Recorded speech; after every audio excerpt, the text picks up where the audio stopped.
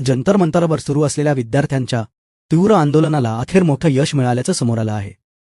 केंद्रीय शिक्षण मंत्री धर्मेंद्र प्रधान यांनी आपल्या पदाचा राजीनामा दिला असून त्यांनी तो पंतप्रधान नरेंद्र मोदी यांच्याकडे सुपूर्द केला आहे। स्वतः सोशल मीडियावर पोस्ट करत त्यांनी राजीनाम्याची माहिती दिली। गेल्या काही दिवसांपासून विद्यार्थ्यांकडून विविध मागण्यांसाठी आंदोलन सुरू होतं। शिक्षण व्यवस्थेतील बदल, परीक्षा धोरण आणि अन्य मुद्द्यांवरून केंद्र सरकारवर दबाव वाढत होता। अखेर या आंदोलनाचा परिणाम म्हणून हा मोठा राजकीय निर्णय घेतल्याचं बोललं जात आहे। दरम्यान या घडामोडींनंतर राजकीय वर्तुळात मोठी खळबळ उडाली आहे। शिवसेना उद्धव बाळासाहेब ठाकरे गटनेते संजय राऊत यांनी यावर प्रतिक्रिया देताना एक खळबळजनक विधान केलं आहे।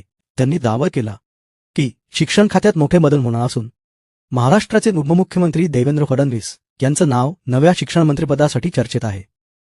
राऊत यांच्या या वक्तव्यामुळे राजकीय चर्चांना उधाण आलं आहे। मात्र याबाबत अद्याप केंद्र सरकारकडून कोणतीही अधिकृत घोषणा करण्यात आलेली नाही।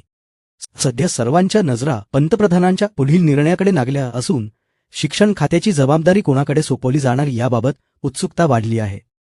मला असंही वाटतंय की धर्मेंद्र प्रधान यांच्या जागी नवीन शिक्षण मंत्री म्हणून देवेंद्र फडणवीस यांना संधी मिळू शकते, कारण ते वकील आहेत, शिक्षित आहेत, अनेक विषय मांडत असतात।